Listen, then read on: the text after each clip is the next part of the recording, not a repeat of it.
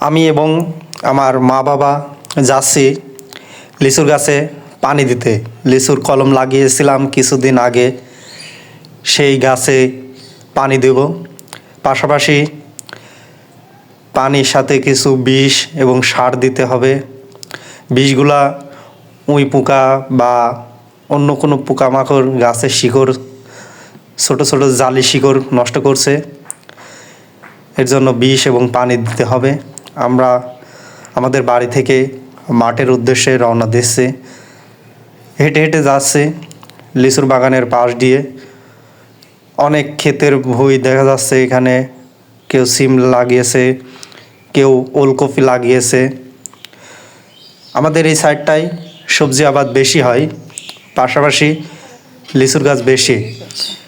আমি এক বাড়িতে এসে পানি ভরছি বালতিতে। আমাদের মাঠ থেকে এই বাড়ি অনেক দূরে। আমার বাবা এক বালতি পানি ভরা হয়ে গেছে, সে নিয়ে যাচ্ছে।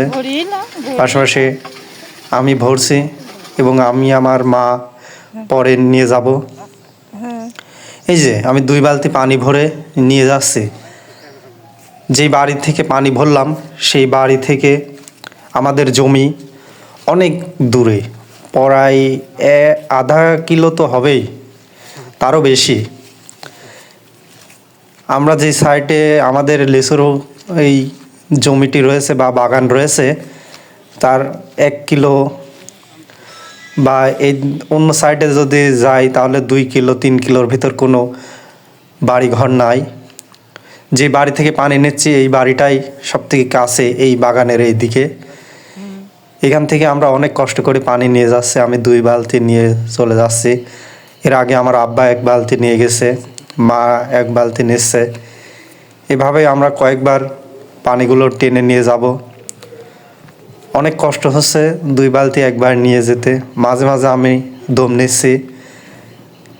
আমার বাবা আগে চলে গিয়েছে, আমার মা পানি আনতে যাচ্ছে, তার দৃশ্য দেখা যাচ্ছে। মা আস্তে আস্তে হেঁটে যাচ্ছে। যেই বাড়ি থেকে আমরা পানি নিয়ে আসছি সেখানে যাচ্ছে, টিউবওয়েলে পানি তুলবে এবং আমি এবং আমার বাবা পানি নিয়ে যাব এবং খেপাবো। এই যে আমার বাবা পানি টানছে, আমার মা যাচ্ছে ওই বাড়ি থেকেই পানি ভরতে যেখানে আমরা পানি ভরেছিলাম। আমার আব্বা একটি বালতি নিয়ে চলে যাচ্ছে। আমি পাশে 2টি বালতি নিয়ে চলে গেছি রাখতে এবং আমার বাবা নিয়ে যাচ্ছে একটি বালতিতে পানি করে।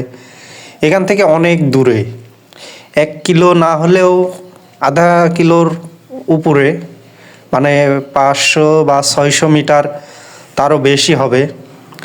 এত দূর আমরা পানি টেনে নিয়ে যাচ্ছি, খুবই কষ্ট। কিন্তু উপায় নাই, এর আশপাশে কোনো বাড়ি নাই বা টিউবওয়েল নাই, পানির ব্যবস্থা নাই। এদিকে শুধু লিচুর বাগান আর আমাদের ক্ষেতের মাঠ, অনেক রকমের ফসল এদিকে কৃষকরা আবাদ করে, আমরাও আবাদ করি। এদিকে যখন লিচুর বাগানে পানি দেওয়া হয় তখন স্যালো বা মোটর বসিয়ে পানি দেওয়া হয়। আর বীজ দেওয়ার ক্ষেত্রে এইভাবেই টেনে নিয়ে যাওয়া লাগে দূর দূরান্ত থেকে। এই যে আমি নিয়ে যাচ্ছি 2 বালতি করে, আমার বাবা 1 বালতি করে নিচ্ছে, আমি 2 বালতি করে পানি টানছি। কয়েকবার আমাদের টানতে হবে। তো আরেকটু গেলেই আমাদের জমি চলে আসবে, যেখানে আমাদের লিচু চারা গাছ লাগানো হয়েছে। সেই গাছে আমরা পানি দেব, পাশাপাশি কিছু বিষ নিয়ে আসছি, বিষ দেব যাতে শিকড় বা গাছের জীবাণু বা রোগ ব্যাধি না হয়। সেজন্য আমরা পানি এবং পানির সাথে বিষ মিক্সার করে দেব। সরিষার ভুঁই দিয়ে আমরা আমাদের মাঠে চলে যাচ্ছি 2 বালতি পানি নিয়ে। খুবই কষ্ট হচ্ছে, বারবার আমরা থামছি, একটু করে দম নিচ্ছে, অনেক দূর থেকে আনা লাগছে। এই তো আমাদের মাঠে চলে এসেছি। সরিষা বুনেছে এবং এই পাশের ভুঁইটা মসুর বুনেছে। মসুর সেরকম গাছ এখনো ভালো হয় নাই। এই যে আমাদের সেই চারা গাছ, এর আগের ভিডিওতে দেখাইছিলাম যে লিচু চারা কিভাবে লাগাইছিলাম আমরা পরিবারের সদস্যরা। এখানে এখন আমরা পানি দেব, পানির সাথে সাথে বিষ দেব। এই মাটিটা অনেক শক্ত মাটি, এঁটেল মাটি, এবং পানি বাঁধে এই জমিতে আমাদের বর্ষা মৌসুমে এখানে অনেক পরিমাণে পানি বাঁধে, এর জন্য গাছগুলো মারা যায়।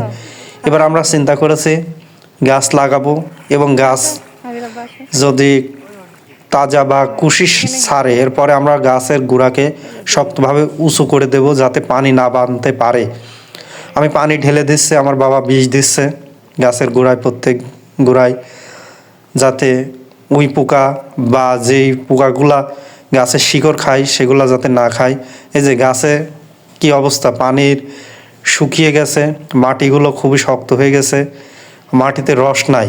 আমি এই যে দেখাচ্ছি যে এই মাটিতে বিন্দু পরিমাণে কোনো রস নাই, এত শক্ত হয়ে গেছে, মনে হচ্ছে ইটের মতন শক্ত হয়ে গেছে এই মাটিগুলো। কিন্তু বর্ষাকালে এখানে হাঁটু পর্যন্ত পানি বেঁধে থাকে এই মাটিতে। এখন শক্ত মনে হচ্ছে যে মরুভূমির মতন শক্ত মাটি হয়ে গেছে, কিন্তু বর্ষা মৌসুমে এখানে হাঁটু পর্যন্ত পানি থাকে। পানি দিয়েছি, গাছটি এখন এই পানি খাবে, এবং গাছ তাজা আছে নাকি পরীক্ষা করছে। হ্যাঁ, গাছ তাজা আছে এবং অনেক শিকড় চালছে মাটিতে, এবং উপরে অনেক ছোট ছোট পাতা বেরোচ্ছে গাছের। এই গাছটি হবে ইনশাল্লাহ, আশা করা যায়। পাশে অনেকগুলো গাছ লাগিয়েছে আমরা। সরিষার ক্ষেতগুলো দেখতে খুবই সুন্দর লাগছে, সরিষার ফুল ফুটেছে।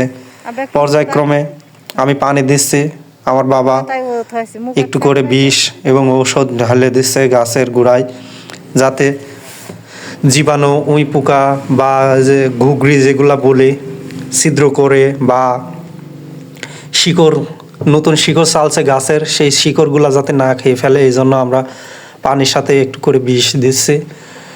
আমি পানি ঢেলে দিলাম।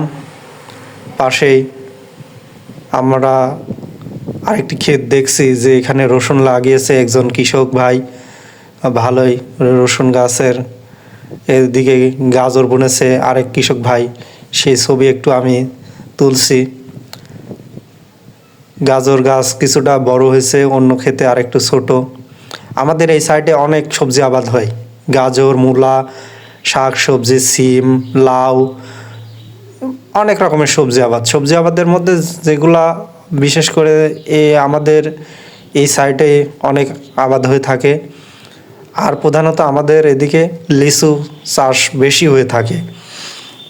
এরপরে আমি পর্যায়ক্রমে আরও বালতি পানি এখানে এই গাছে দিতে হবে, আমরা দিব।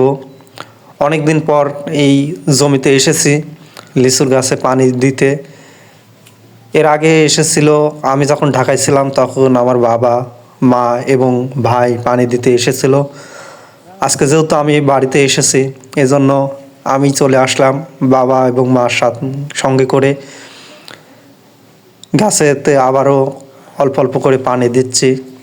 গাছগুলো খুবই সুন্দরভাবে বেঁচে আছে, এবং নিচেতে দেখলাম তার শিকড় গজিয়েছে। এই পানি দিলাম, তারা শিকড়ের মাধ্যমে পানি বা রস পাবে, এবং গাছ দ্রুত বৃদ্ধি পাবে এবং বেঁচে থাকবে, এবং শিকড় মাটির নিচে চালতে খুবই সাহায্য করবে। এজন্য আমরা পানি দিই 2-3 দিন পর পর। আমার বাবা আরেকটি গাছে বলল যে একটু করে পানি দিতে, কারণ এই গাছগুলো আরেক বছর লাগাইছিলাম, মানে এই গাছগুলো, এই চারাগুলোর বয়স 1 বছর হয়ে গেছে। আমরা আরেক সিজনে লাগাইছিলাম, এই গাছগুলো বেঁচে গেছে। এদিকে আসলেও আমরা এই গাছগুলোতে অল্প অল্প করে পানি দিই, যাতে এই গাছগুলো দুর্বল না হয়। এই গাছগুলোতে আমরা পানি দিলাম। পানি দেওয়ার পরে আব্বা একটু বিষও দিয়ে দিয়েছে, যাতে কোনো রোগ বা জীবাণু থাকলে বা কীটপতঙ্গ থাকলে শিকড়ে, তাহলে মারা যাবে, এবং গাছের কোনো ক্ষতি যাতে না হয় সেজন্য কীটনাশক দেওয়া হলো। সরিষার ক্ষেতে একটু আমি দাঁড়িয়ে আছি, খুবই সুন্দর দৃশ্য দেখা যাচ্ছে। এবং এখন আমরা আবার পানি আনতে যাব, বালতি নিয়ে এগোতে হবে। এই যে আমাদের ক্ষেত থেকে বের হয়ে আমার বাবা পানি আনতে যাচ্ছে বালতি নিয়ে। আমরাও পাশে যাচ্ছি তার পিছ পিছ। আমার মা যাচ্ছে, আমার বাবা সামনে, আমার মা বালতি নিয়ে যাচ্ছে। মা পানি ভরে দিবে এবং আমার বাবা এবং আমি দুজনে পানি টানবো। এই যে টিউবওয়েলে চাপ দেওয়া মাত্রই অনেক পানি পড়ছে, পানির শব্দ শুনতে খুবই ভালো লাগছে। একে একে আমরা বালতি ভরে এখান থেকেই পানি আবার টেনে নিয়ে যাব। পানি এই টিউবওয়েল থেকে পানি বা আমাদের জমি অনেক দূরে, যেতে অনেক কষ্ট হয়। আমার বাবা এক বালতি পানি ভরে নিয়ে চলে যাচ্ছে। এরপরে আমি এবং আমার মা আসব। সরিষার ক্ষেতের পাশ দিয়েই জমিতে অনেক হলুদ গাছ, হলুদ তুলতে হবে, হলুদ লাগিয়েছে। এরপরে পর্যায়ক্রমে আমরা, আমার মা এবং আমি পানি নিয়ে আসছি। এখান থেকে অনেক দূর এখনও যেতে হবে। পানি নিয়ে আমি এগোচ্ছি, খুবই কষ্ট হচ্ছে পানি নিয়ে যেতে। 2 হাতে 2 বালতি এবং আমার মা আরেক বালতি নিয়ে আস্তে আস্তে এগোচ্ছে। একটু করে দম নিচ্ছে আমরা, কারণ আমরা ক্লান্ত হয়ে গেছি, অনেক বালতি পানি টেনেছি। এদিকে আমার আব্বা মাঠে এসে পানি দিচ্ছে গাছে এবং আমিও চলে এসেছি পাশাপাশি। এখন আব্বা আর আমি দুজন মিলে পানি ঢালবো গাছে এবং আব্বা কীটনাশক দিবে গাছে, প্রত্যেক গাছে। এরপর আমার মা আসছে আস্তে আস্তে। আমাদের এই যে মসুরের ক্ষেত, এই মসুর আব্বা বুনে গিয়েছে, ছোট ছোট গাছ বাড়াইছে। এখান থেকে যে ডাল পাওয়া যায়, আমরা সারা বছর এই জমির ডাল, মসুরের ডাল খেয়ে থাকি। আমি পানি ঢালছি, আব্বা বিষ দিচ্ছে গাছের, প্রত্যেক গাছের গোড়ে, যাতে জীবাণু বা ক্ষতিকারক পোকামাকড় থাকলে মারা যায়। এবং আমরা পানি 2-3 দিন পর পর এসে প্রত্যেক গাছে পানি আবার দিব। গাছের পরিচর্যা করলে তেবেগা গাছ ভালোভাবে হয়। এই যে বড় গাছগুলো কত সুন্দর, বড় গাছগুলো দেখাচ্ছি যে এই গাছগুলোতে আর 1-2 মাস পর মইল বা ফুল ফুটবে। প্রত্যেক কৃষক এখন থেকেই লিচুর বাগানের যত্ন নেওয়া শুরু করেছে আমাদের এই সাইডে। আমাদেরও কিছুদিনের মধ্যে এসে এই গাছগুলো পরিষ্কার করতে হবে, গাছের গুঁড়া, এবং উপরে বীজ দেওয়ার প্রয়োজন হলে পাতায় বীজ দিতে হবে, যাতে জীবাণু বা রোগ ব্যাধি উপরে থাকলে মারা যায়। আমার বাবা এদিকে প্রত্যেক গাছে একটু একটু করে বীজ দিচ্ছে এবং গাছের গুঁড়াগুলো পরিচর্যা করছে। পাশাপাশি আমি এবং আমার বাবা ছোট গাছগুলোতেও পানি দিচ্ছি। ছোট গাছগুলোতে পানি দেওয়া পড়ায় শেষের দিকে আরেকটি গাছ, যেই গাছটি মারা গিয়েছে মনে হচ্ছে, কিন্তু না, গাছটি মারা যায়নি। আমার বাবা পরীক্ষা করে দেখছে যে গাছ তাজা আছে, ভিতরে তার এখনও সেরকম, উপরে মারা গেছে কিন্তু ভিতরে সে তাজা আছে। এর জন্য পানি ঢেলে দিল এবং কীটনাশক দিল। আমি নিজেও একটি ডাল ভেঙে পরীক্ষা করছি যে ভিতরে এখনও গাছটি তাজা আছে, কিন্তু বাইরে থেকে মনে হচ্ছে যে মারা গেছে। আমরা যেই গাছগুলো লাগিয়েছিলাম তার মধ্যে এই গাছটি মনে হচ্ছে যে মারা যাবে। তবে আমরা পরিচর্যা করছি যাতে এই গাছটিও আবার বেঁচে বাঁচে। পানি দিলাম, কীটনাশক দিচ্ছি এবং পরিচর্যা করছি যে এই গাছটি কেন মারা গেল। নিশ্চয়ই এখানে জীবাণু বা রোগ ব্যাধি শিকড়গুলো কেটে ফেলেছে। এরপরে আমরা আবার প্রত্যেক গাছে আবার একটু একটু করে পানি দিচ্ছি। যেই গাছগুলোতে প্রথমে পানি দিয়েছিলাম, পরে আবার একটু করে পানি দিচ্ছি। পানি দেওয়ার পরে আমাদের কাজ শেষ হয়ে গেছে। এখন আমি একটু সরিষার ক্ষেতে ছবি উঠছি। এরপরে রসুনের একটু দেখছি যে রসুনের গাছগুলো সুন্দর হয়েছে। পাশাপাশি সালাম ভাই পেঁয়াজ, টমেটো, মূলা আবাদ করছে, পরিচর্যা করছে, সেই তথ্য তার সাথে একটু কথা বললাম এবং খোঁজ খবর নিলাম যে কেমন আছে। এখানে আবার গাজরের ক্ষেত দেখছি আমি, এবং গাজরের আল ধরেই বাড়ির উদ্দেশ্যে রওনা করব। গাজর গাছগুলো খুবই সুন্দর হয়েছে, দেখতে খুবই ভালো লাগছে মাঠে।